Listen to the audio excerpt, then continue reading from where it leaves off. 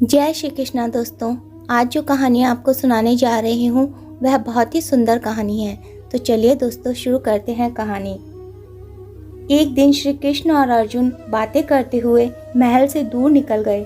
मार्ग में उन्होंने एक गरीब ब्राह्मण को भिक्षा मांगते हुए देखा। अर्जुन को उस ब्राह्मण पर दया आ गई और उन्होंने उसे सोने के सिक्कों से भरी एक थैली दे दी। ब्राह्मण बहुत खुश हुआ और वह सिक्के लेकर अपने घर की ओर चल दिया। जंगल के रास्ते में उसे एक चोर मिल गया जिसने उसके सिक्के लूट लिए। ब्राह्मण बहुत दुखी हुआ। मेरा भाग्य ही खराब है, यह कहता हुआ और भाग्य को कोसता हुआ ब्राह्मण पुनः भिक्षा मांगने आ गया। अगले दिन जब अर्जुन और कृष्ण उधर से गुजरे तो उन्होंने फिर से उस ब्राह्मण को भीख मांगते देखा। वो उसके पास पहुंचे तो उन्हें चोरी की बात का पता चला। अर्जुन ने फिर से उस पर दया करते हुए उसे एक बड़ा सा हीरा दे दिया। ब्राह्मण घर पहुंचा और उसने हीरा एक पुराने घड़े में रख दिया जिसका प्रयोग नहीं होता था और वो सोने चला गया। अगले दिन ब्राह्मण के उठने से पहले ही उसकी पत्नी पानी भरने नदी की ओर गई। पानी भर के लाते समय उसके हाथ से घड़ा फिसलकर टूट गया। ब्राह्मण की पत्नी को याद आया कि घर में एक पुराना घड़ा है जिसका प्रयोग नहीं होता है। उसने सोचा क्यों ना उसी में पानी भरकर लाया जाए। वो घर आई, घड़ा उठाया और वापस पानी भरने को चल दी। नदी में जब उसने घड़ा डुबोया तो हीरा घड़े से निकलकर पानी में बह गया। जब वो घर आई तो उसने ब्राह्मण को पूरे घर में कुछ खोजता हुआ पाया। ब्राह्मण ने जब अपनी पत्नी के हाथ में उस घड़े को देखा और घड़े में सिर्फ पानी भरा देखा तो वह समझ गया कि क्या हुआ होगा। हताश और निराश ब्राह्मण पुनः अगले दिन भीख मांगने उसी स्थान पर पहुंच गया। संयोग की बात है कि अर्जुन और कृष्ण कहीं से लौट रहे थे।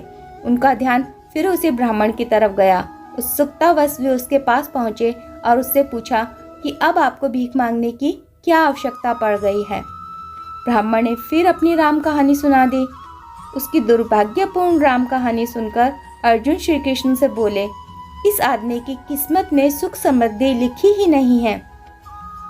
मुझे नहीं लगता अब मैं और इसकी मदद कर पाऊंगा। श्री कृष्ण कुछ बोले नहीं, बस उन्होंने उस ब्राह्मण को 2 पैसे दिए। ब्राह्मण ने वो पैसे लिए और घर चला गया। ब्राह्मण के जाने के बाद अर्जुन बोले, जब मेरे इतना सोना हीरा देने के बाद भी उसका कुछ भला नहीं हुआ तो आपके दिए 2 पैसे से उसका क्या भला होगा। श्री कृष्ण मुस्कुराए और बोले, देखते हैं क्या होता है। ब्राह्मण अपने भाग्य को कोसता हुआ घर जा रहा था। रास्ते में उसने एक मछुआरे को देखा जो कि एक ताजी बड़ी सी मछली पकड़कर ले जा रहा था। मछली उसके जाल में फड़फड़ा रही थी और छूटने के लिए भरकस प्रयास कर रही थी। ब्राह्मण को उस मछली की स्थिति देखकर उस मछली पर दया आ गई। उसने सोचा, इस 2 पैसे से मेरा क्या भला होगा, क्यों न इससे इस मछली के प्राण ही बचा लिए जाएं। ब्राह्मण ने वह मछली खरीद ली और उसे पुनः नदी में डालने चल पड़ा। नदी में डालने से पहले उसने देखा कि मछली के मुंह में कोई बहुत बड़ी सी वस्तु अटकी हुई थी जिसकी वजह से वो सांस भी नहीं ले पा रही थी। जब उसने मछली का मुंह खोलकर देखा तो वही बड़ा सा हीरा निकला जो उसने अर्जुन ने दिया था। ब्राह्मण हीरा पाकर खुशी से चिल्ला पड़ा, देखो देखो, मिल गया, आखिर मुझे मिल ही गया। उससे थोड़ी ही दूर पर वही चोर जा रहा था जिसने ब्राह्मण के सिक्के चुराए थे। उसने जब यह आवाज़ सुनी और ब्राह्मण को नदी की तरफ से आते हुए देखा तो चोर डर गया। चोर ने उसे पहचान लिया कि यह तो वही व्यक्ति है जिसके सिक्के मैंने चुराए थे। ब्राह्मण की चिल्लाने की आवाज़ सुनकर उसे लगा कि ब्राह्मण ने उसे पहचान लिया है और अब वो उसे पकड़वाकर सजा दिलवाएगा।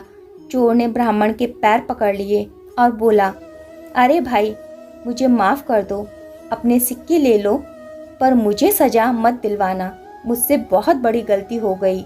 ब्राह्मण क्या बोलता, पर वो सारा माजरा समझ गया। उसने चोर को माफ़ कर दिया, अपने सिक्के लिए और खुशी में मगन होकर अपने घर को चल दिया। अगले दिन ब्राह्मण सीधे अर्जुन के पास पहुंचा और उन्हें सारी बात बताई। ब्राह्मण ने अर्जुन को धन्यवाद दिया और चला गया। उसके जाने के बाद अर्जुन श्री कृष्ण से बोले, हे प्रभु, यह क्या चमत्कार है। मेरे सिक्के और हीरे तो उसकी सहायता नहीं कर पाए, पर आपके दिए 2 पैसों ने कमाल कर दिया। इसका कारण स्पष्ट करें। श्री कृष्ण बोले, अर्जुन, यह चमत्कार नहीं, सृष्टि का नियम है जिस पर दुनिया काम करती है। जब उसके पास ढेर सारे सिक्के और हीरे थे तो वह सिर्फ अपने बारे में, अपनी ज़रूरतों के बारे में ही सोच रहा था, लेकिन जब उसके पास 2 पैसे थे तो उसने उस मछली के भले के लिए खर्च कर दिए। इसलिए फिर उस ब्राह्मण के ज़रूरतों की जिम्मेदारी मैंने ले ली। हे अर्जुन, सत्य तो यही है कि जब तुम किसी दूसरे व्यक्ति के दुख दर्द से द्रवित होते हो या अपने अलावा किसी और की ज़रूरतों की चिंता करते हो, उन लोगों के दुख दूर करने और उनकी ज़रूरत पूरा करने का प्रयास करते हो, तो तुम भगवान के कार्य में हाथ बटा रहे होते हो। फिर तुमको अपनी चिंता करने की आवश्यकता ही नहीं रहती। तुम्हारी ज़रूरत भगवान खुद ही पूरी कर देते हैं। दोस्तों, आपको यह कहानी कैसी लगी कृपया कमेंट करके ज़रूर बताएं और ऐसी ही बहुत सारी कहानियों को सुनने के लिए चैनल को सब्सक्राइब करना बिल्कुल भी ना भूलें। धन्यवाद दोस्तों। जय श्री कृष्ण।